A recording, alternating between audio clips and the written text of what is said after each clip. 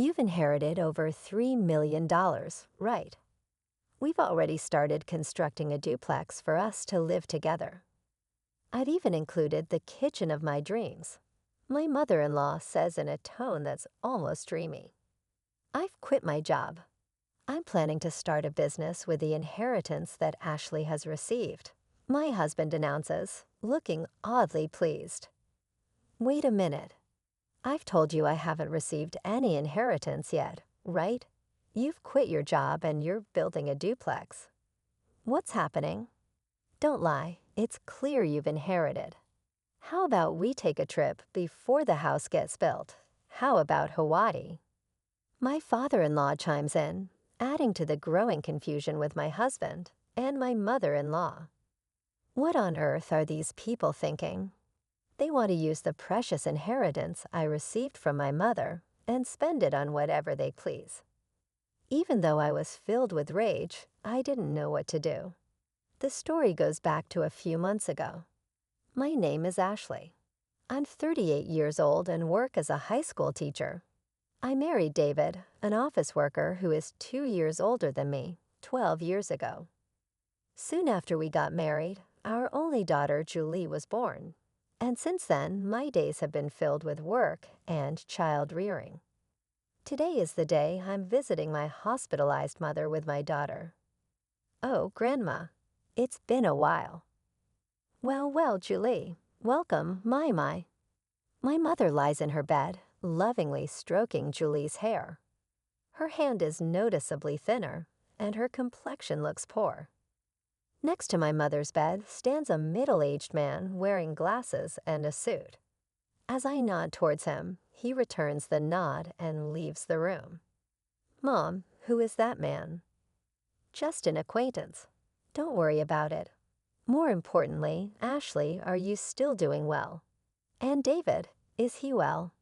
My mother's eyes, a shade close to blue, sparkle softly as she smiles. She met my father, who ran an import-export business overseas, and came to the U.S. as his bride. Raising a child in a foreign country must have been hard, but my mother and father worked together to bring me up. One of the reasons I am able to work as a teacher today is because my mother taught me many things since I was small. I am deeply grateful to my parents, who raised me with love in a wealthy family. After my father passed away a few years ago, my mother, now alone, fell ill and was hospitalized. She transferred the business to a relative, and now she spends her remaining days quietly in the hospital. I'm fine, Mom. Is there anything you need? Just having you and Julie come to see me is more than enough. After having such a conversation and spending a good amount of time talking with my mother, Julie and I headed home. Julie talks to my mother about things that happened at school and the book she has recently read. She's at that tricky age of 10, but our relationship is good. Even if I take away my parental bias, I think she is a bright and honest child who is growing up well. We're home. Oh, welcome back. How's my mother-in-law doing? David asks as he greets us. Mom is as usual. How about you? Your seminar, was it? Oh, I heard some good stuff. Looking forward to the next one. Recently, my husband has been attending seminars on quitting his job and starting a side business. He must want more money, but the company he works for is not top tier. It's not bad, and with my salary, we are doing just fine. I find it distasteful when he is so greedy for money, which I suppose he gets from his parents. Ever since we got married, I've been put off by his parents' excessive stinginess and their habit of begging for small amounts of money whenever we see them, so I've been keeping my distance. They've never given Julie any Christmas gifts. Fortunately, my in-laws live far away, so we don't have to interact much. And my husband does well with household chores, so I guess it's okay. As long as I have my mother, my husband, Julie, and our modest but ordinary life, I'm content. Then one day, I got a call from the hospital. My mother's condition had suddenly worsened, and she was in critical condition. When my family rushed to the hospital, my mother was barely breathing. Mom, Grandma. No, Ashley, I always wanted you to be happy. Cherish Julie more than anything. I love you. In the end, those were my mother's last words. My mother, who raised me with all her heart alongside my father, adored Julie from the bottom of her heart. My mother's face in the coffin was peaceful, and all I could do was cry. Julie was by my side, crying with me. A little while after my mother passed away, an envelope arrived at our house from a law firm. Ashley was perplexed as she opened the envelope from an unfamiliar sender. Inside was a document stating, "I have been entrusted with your mother's will, which leaves all of her inheritance to you, Ashley." Her mother had never discussed the subject of inheritance before, so she was taken aback. However, since the letter had indeed arrived, she decided to visit the law firm on her own. "Hello, I'm the attorney, Ed." The man who appeared was the middle-aged gentleman with glasses who had been present when she visited her mother in the hospital.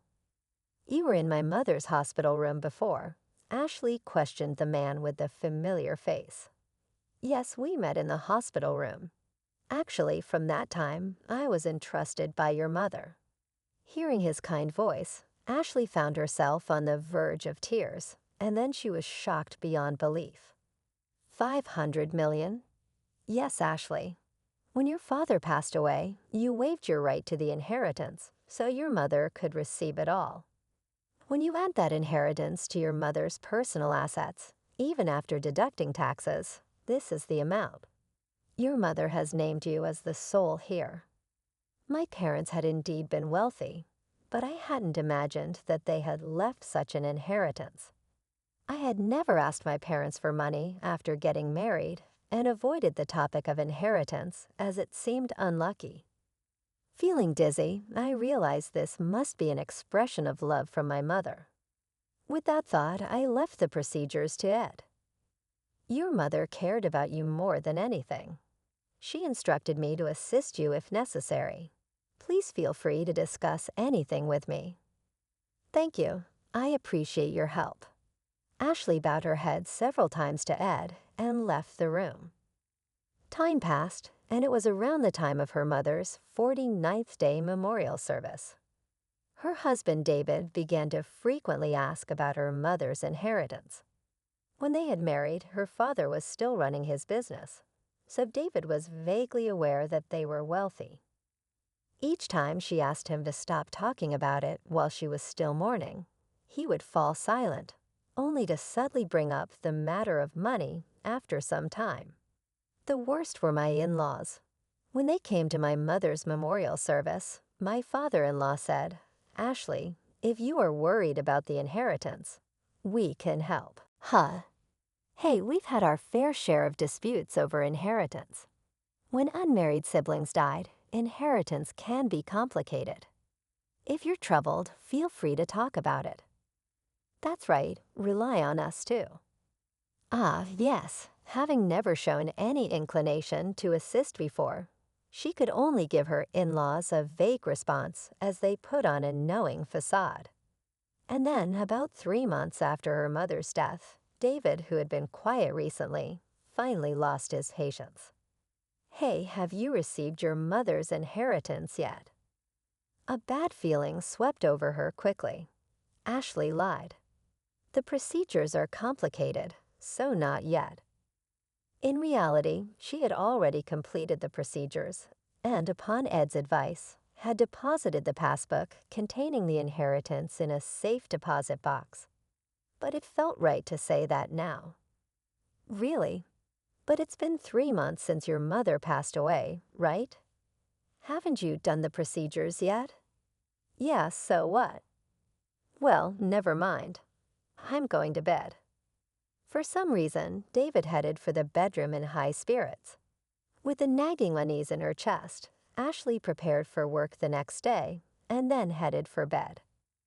The next day, as Ashley and Julie were cleaning up after dinner, the doorbell rang.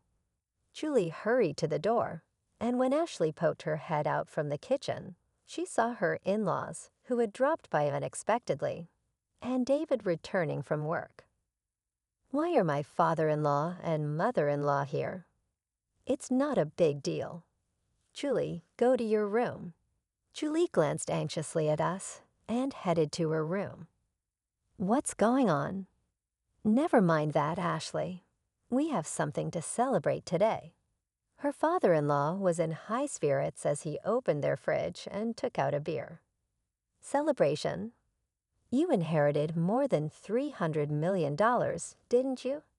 We've already started building a duplex house for us to live together. It even comes with a dreamlike modern kitchen." The dreamy tone was from her mother-in-law. "What are you talking about, Ashley? Be happy. We've decided to build a duplex house. We used half of our savings and the money that Mom and Dad put aside for the down payment. The loan is under my name, but you can pay it all at once with your inheritance. Right? Give back to the two of them." "I quit my job. I decided to start a business using that inheritance you received." David, her husband, looked somehow satisfied as he said these words. "Wait a minute. What are you talking about? I told you I haven't received the inheritance yet, didn't I? And what does quitting your job and building a duplex house mean?" "Don't lie. It's clear you've inherited," David replied. "How about we go on a trip before the house is built? How about Hawaii?" Amidst the escalating chaos, David and her mother-in-law were getting excited, agreeing with what he said. Then David, laughing scornfully, said, "You're stingy, Ashley. We looked into it because you kept saying you hadn't received the inheritance. You can't renounce an inheritance if you don't process it within 3 months. Whether you lied or told the truth about not processing it, you still have inherited, right?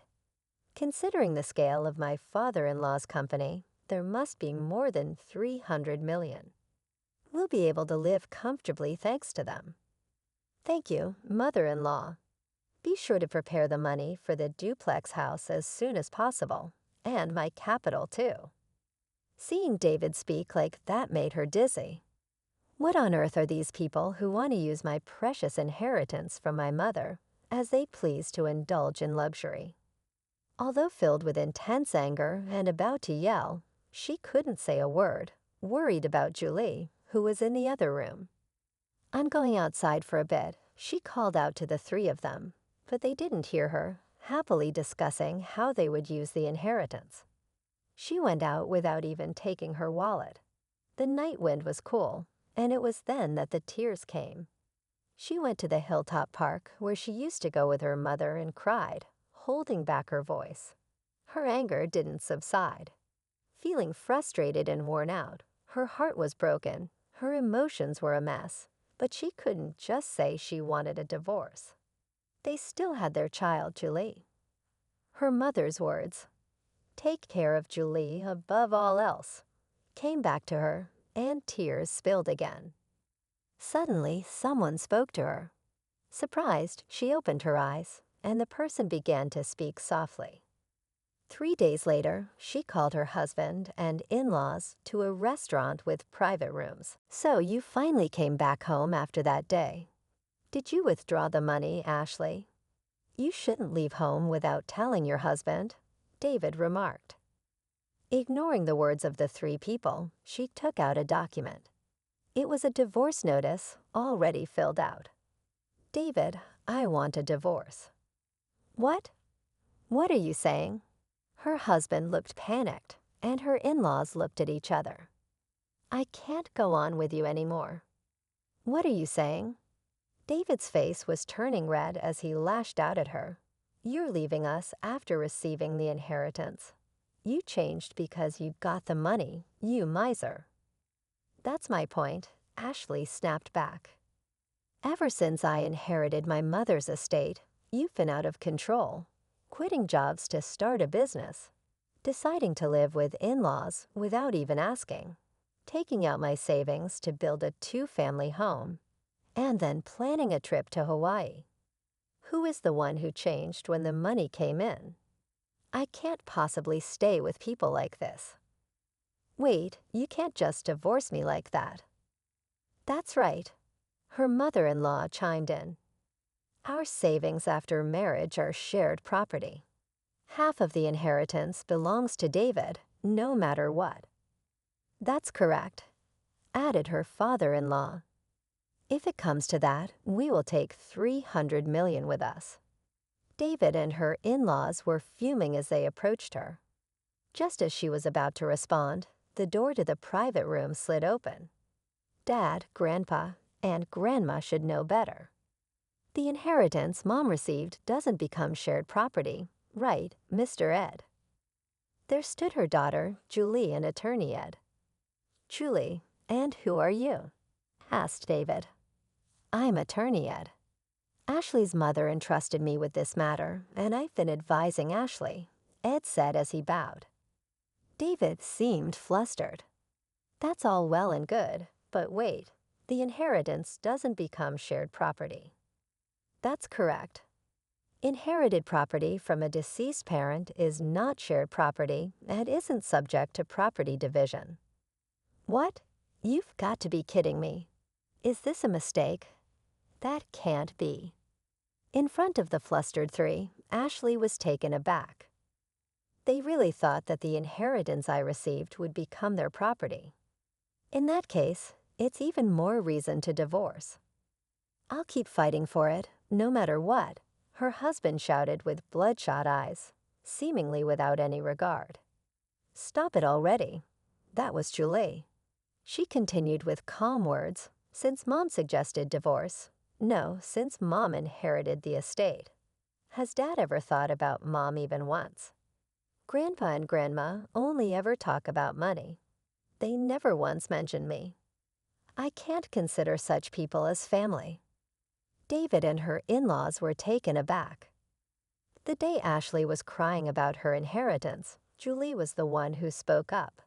Julie had come running after her and told her, Dad, Grandpa, and Grandma are too much, trying to take Grandma's legacy for themselves. Mom, I'm on your side. Let's fight this together. With those words, Ashley made up her mind, contacted Ed, and arranged this meeting. Julie, it's not like that. Dad wants you to be happy. That's right, Julie dear. You'd be happier living with us, wouldn't you? Her in-laws chimed in. That's right. Her mother-in-law added. A child shouldn't interfere. With an exasperated look on her face, Julie said, I'm going with Mom. I can't bear to be with you anymore. She looked away. Anyway, we've made up our minds. Julie and I will be leaving.